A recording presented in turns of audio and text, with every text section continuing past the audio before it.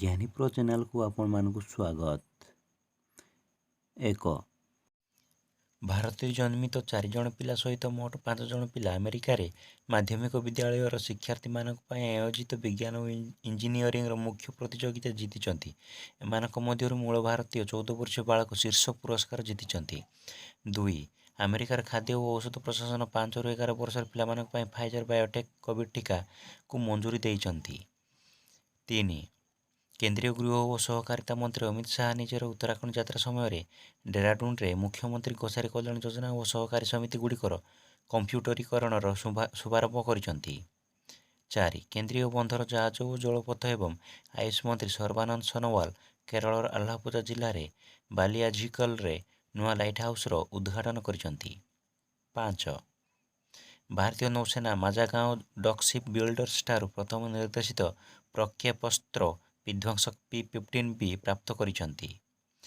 6.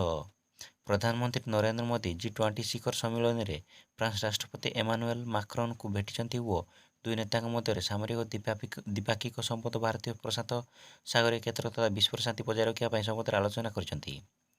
7. ଭାରତ ଓ America ସେନା ମଧ୍ୟରେ 14 ଦିନର ସଂଯୁକ୍ତ ପରୀକ୍ଷଣ ଅଭ୍ୟାସ ଆଲାସ୍କାର ଏଲମେଣ୍ଡରଫ୍ ସଂଯୁକ୍ତ ଆଡ୍ଡାରେ ସମ୍ପନ୍ନ ହେଲା। 8. ଭାରତୀୟ ଗ୍ରାଣ୍ଡମାଷ୍ଟର P ଇନିୟନ୍ ପଞ୍ଚମ ରୁଜନା ଜୋରା ଚେସ୍ ଟୁର୍ଣ୍ଣାମେଣ୍ଟରେ 9 ରାଉଣ୍ଡରେ 7 ଅଙ୍କ ଜୁଟାଇ ବିଜେତା ହୋଇଛନ୍ତି। 9. ହକି ଇଣ୍ଡିଆ ସିନିୟର ମହିଳା ରାଷ୍ଟ୍ରୀୟ ଚାମ୍ପିଅନସିପ୍ 2021ରେ ଝାନ୍ସିରେ ହକି ମଧ୍ୟପ୍ରଦେଶ ହକି ହରିୟାଣାକୁ 1-0 ହରାଇ ଟୁର୍ଣ୍ଣାମେଣ୍ଟର ଖାତା ନିଜ ନାଁରେ କରିନେଲା, ଯେବେକି ହକି ପଞ୍ଜାବ ହକି ମହାରାଷ୍ଟ୍ରକୁ 2-1ରେ ହରାଇ ତୃତୀୟ ସ୍ଥାନ ଅଧିକାର କରିଛି। 10. ରେଣୁ ଗୁପ୍ତାଙ୍କୁ ନାରୀ ସଶକ୍ତିକରଣ ନିମନ୍ତେ ଏସିଆ ୱାନ୍ ତରଫରୁ ଦି ବ୍ଲାକ୍ ସ୍ୱାନ୍ ଆୱାର୍ଡ ପୁରସ୍କାରରେ ପୁରସ୍କୃତ କରାଯାଇଛି। 11. ମାର୍କ ଜୁକରବର୍ଗ ଫେସବୁକର ନାମକୁ ପରିବର୍ତ୍ତନ କରି ମେଟା ନାମରେ ନାମିତ କରିଛନ୍ତି। 12. Australia bowling allrounder legend Alan ଡାଭିଡସନଙ୍କ ମୃତ୍ୟୁ ହୋଇଛି। 13.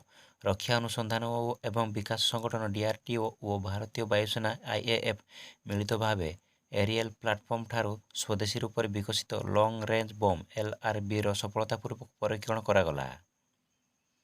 14. କେନ୍ଦ୍ରୀୟ ମନ୍ତ୍ରୀ ଡକ୍ଟର ଜିତେନ୍ଦ୍ର ସିଂହ ଚେନ୍ନାଇଠାରୁ ପ୍ରଥମ ମାନବଯୁକ୍ତ ସମୁଦ୍ରୟାନର ଶୁଭାରମ୍ଭ କରିଛନ୍ତି। 15. ଭାରତର ପ୍ରଥମ ନୂଆ 3AC ଇକୋନୋମି କୋଚ୍ ଯୁକ୍ତ ସ୍ୱତନ୍ତ୍ର ରେଳ ଗତିଶକ୍ତି ଏକ୍ସପ୍ରେସ୍ ରାଷ୍ଟ୍ରୀୟ ରାଜଧାନୀ ଆନନ୍ଦ ବିହାର ଟର୍ମିନାଲଠାରୁ ପାଟନା ଜଙ୍କସନ୍ ଯାଏଁ ଚାଲିବ।